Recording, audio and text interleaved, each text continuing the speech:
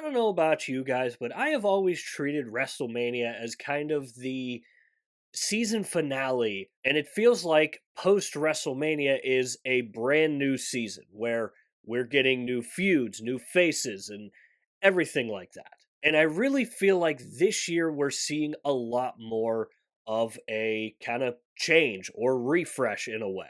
So, in this video, we're going to be talking about what is happening post WrestleMania and why it feels like WWE is kind of trying to reset things in a way. Real quickly, before we get too far ahead in the video, I want to say that if you are a WWE fan, consider subscribing to this YouTube channel. That is all we post is WWE related content. So if you are a WWE fan, again, consider subscribing. It's free. You can always change your mind later.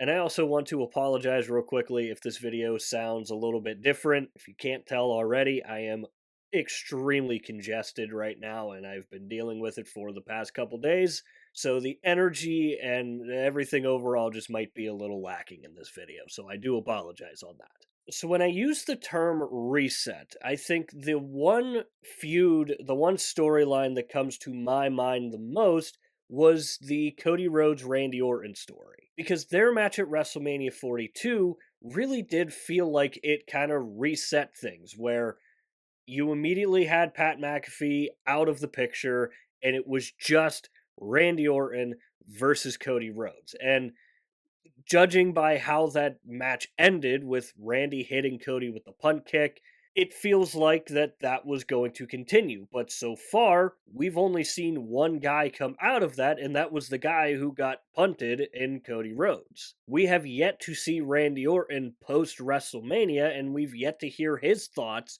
on everything that happened during their feud. So I'm hoping that the rumors of Randy being injured again aren't true and we are going to get a proper one-on-one feud between Randy and Cody. As for when that is going to take place, I have no idea because it's a little too close to Backlash to try to speed through another story. And again, you don't need a lot of story to tell between Cody and Randy because the history that they have speaks for itself. And I think WWE just really tried overthinking it last time, and everything just got all messed up when Pat McAfee entered the picture. Another story that's currently happening right now that can be seen as a bit of a refresh is Jacob Fatu going after Roman Reigns in the World Heavyweight Championship. Now, obviously, whenever you have a major title change at WrestleMania, there's going to be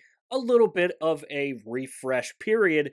And with this one, they jumped right in with Jacob Fatu. And that is someone that we have not seen go after Roman Reigns or the World Heavyweight Championship before. So I am going to view that as kind of a little bit of a refresh because it's a new face, it's a new feud, and while the story is still something that we're waiting to see play out, and especially with Roman and the Usos and whatever's going on with the bloodline now, that part doesn't necessarily feel like a refresh, but Roman versus Jacob does. Now, there are still some lingering storylines from WrestleMania, one being Sami Zayn versus Trick Williams, which feels like they're going to be having a rematch at Backlash, which I'm kind of okay with. And especially if we end up getting Carmelo Hayes into the mix at some point, which I think could be on the table, and making that a triple threat, I think maybe not necessarily be a refresh, but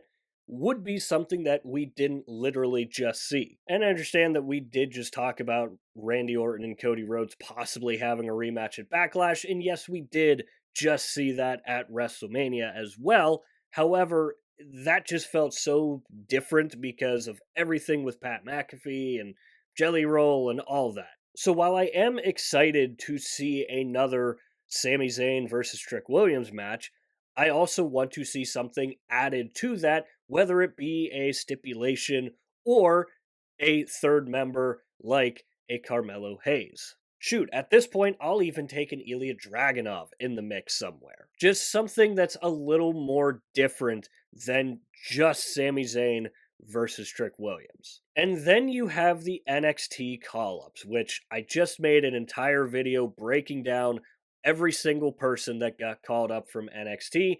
And talked about what they were already doing. And this feels like the biggest refresh that you could possibly get. Similar to what I talked about with Jacob Fatu and Roman Reigns, where the feud is new and the face, Jacob Fatu, is new going after the World Heavyweight Championship. Here we have new faces going after some pretty big storylines right now. You have Ethan Page, who immediately got thrown in to the IC title picture, and I think that that is a perfect spot for him, considering the matches that he is going to be able to put on with the likes of Javon Evans, of Penta, of everyone else in that division. You have Sol Ruka, who her first promo was against Liv Morgan, who is the women's world champion right now. So you have that new feud and that new face going after that title. And I think the biggest refresh over on Friday Night SmackDown right now is kind of reshaping the women's division. Because let's call a spade a spade. The women's division has been lacking severely as of late. And I think that's why you saw Rhea Ripley defeat Jade Cargill and become the women's champion over on SmackDown, because the women's division was so thin over there. But now you're starting to see some new faces over in that women's division. Fatal Influence, all three members of Fatal Influence, which I was not expecting. I was expecting just JC Jane, but all three members of Fatal Influence is now in there. We know that Blake Monroe is going to be heading over to SmackDown. So the women's division over on SmackDown is also getting a major refresh. And obviously, I think that is a very, very important thing to have your women's division over on SmackDown to be what it should be. And also over on SmackDown, we don't know what Ricky Saints is going to be up to yet, because obviously he hasn't made his official debut yet. However, there is some ripples going out right now about possibly Ricky Saints and Cody Rhodes, two very good friends off screen, two guys with a lot of history together in the ring. And again, I talked about it in my last video. It would be a major, major vote of confidence for WWE to give Ricky Saints this opportunity. Unlikely, sure, but again, new face, new feud, pretty much a refresh right there. Now, what I think the biggest refresh could end up being is TKO staying out of WWE storylines. I am hoping that TKO learned their lesson from WrestleMania and they're going to let WWE and Triple H do their thing. Look, obviously, I know that a lot of people like to hate on Triple H, but as far as I'm concerned, I have seen what he's capable of doing when he is the one calling the shots and he doesn't have someone peeking over his shoulder. Triple H, pretty much on his own, gave us one of the best years of professional wrestling that we have ever had. Gave us one of, if not the greatest WrestleMania of all time. Or, at the very least, gave us one of the greatest main events of a WrestleMania of all time. So we know that Triple H is more than capable of creating a very, very good show and creating very, very good storylines as well. And it's looking less and less likely that we are going to actually get a WWE versus TKO type of storyline, but it's kind of interesting that we did hear Cody Rhodes on his first promo after WrestleMania talked about how the powers that be were 0-3 against Cody Rhodes at WrestleMania. That being the decisions made by TKO and having The Rock, having Travis Scott, and now having Pat McAfee. So while the entire landscape of WWE may not be necessarily getting a big refresh, there are still a lot of stories and a lot of titles that are getting a bit of a refresh. Again, Jacob Fatu, Roman Reigns. New feud, new face going after that title. Sol Ruka possibly going after Liv Morgan. New feud, new face going after that title. Ethan Page going after the IC title. Again, new face.